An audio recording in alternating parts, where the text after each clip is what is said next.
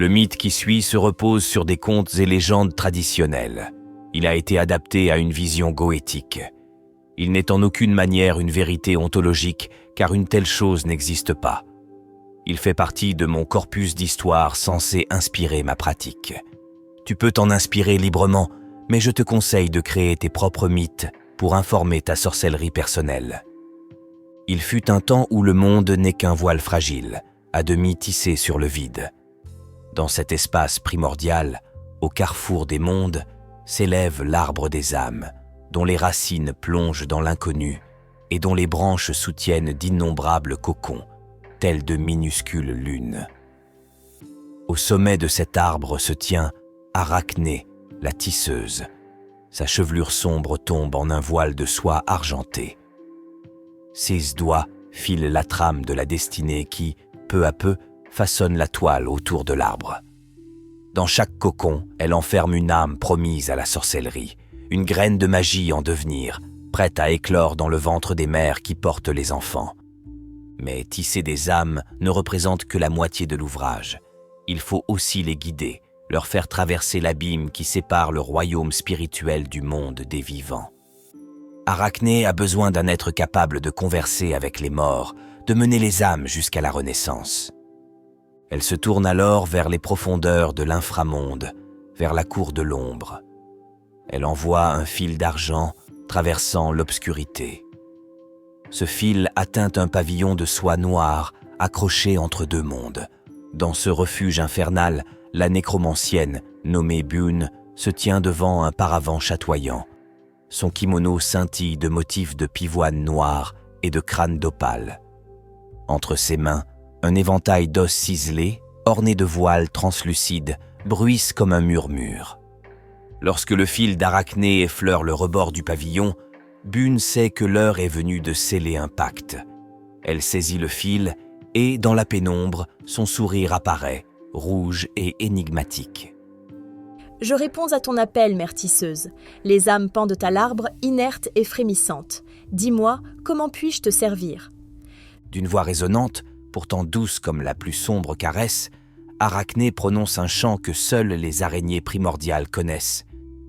Viens, Bune, viens te glisser dans les mailles de ma toile. Sois la gardienne des cocons, sois celle qui libère et qui unit. Conduis les âmes nues depuis l'obscurité vers la chair. Bune incline la tête, faisant bruire son kimono. L'alliance est scellée.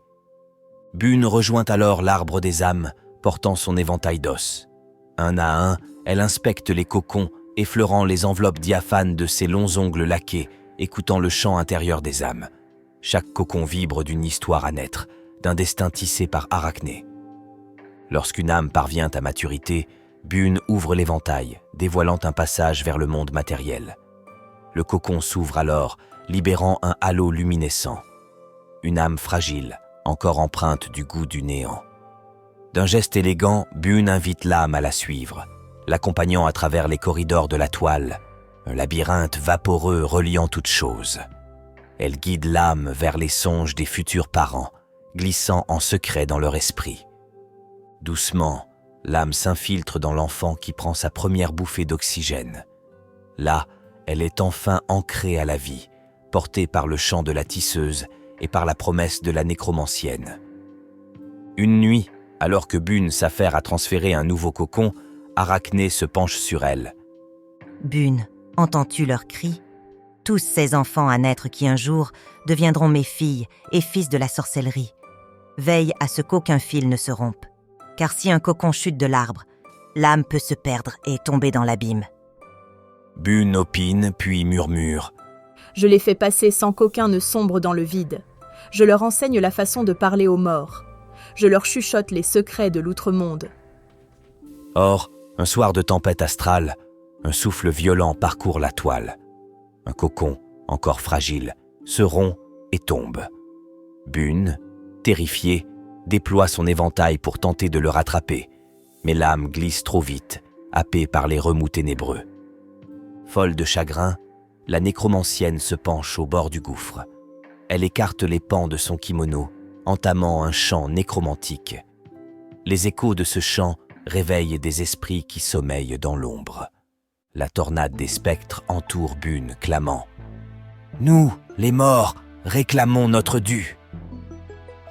Un duel silencieux s'engage entre la nécromancienne et l'océan de spectres. Au prix de sa propre essence, Bune finit par arracher la petite âme perdue. Les ombres la mordent, lui laissant des entailles spirituelles invisibles, mais elle l'emporte. Penchée sur l'âme vacillante, Bune essuie des larmes sombres. Elle la berce, la recoue de fils spectral, puis la remet en cocon auprès d'Arachné, qui la contemple, impressionné. Tu sacrifies une partie de ton être, Bune, pour sauver cette âme. Tu prouves ta loyauté. À ces mots, la tisseuse saisit un fil de sa propre chevelure, noir comme la nuit, et le lie au bras de Bune. Dès lors, elles sont à jamais liées, la mère tisseuse et la nécromancienne, unies par un fil d'obscurité éternelle. Merci pour ton écoute, abonne-toi et reste connecté pour plus de sorcellerie et de résistance spirituelle.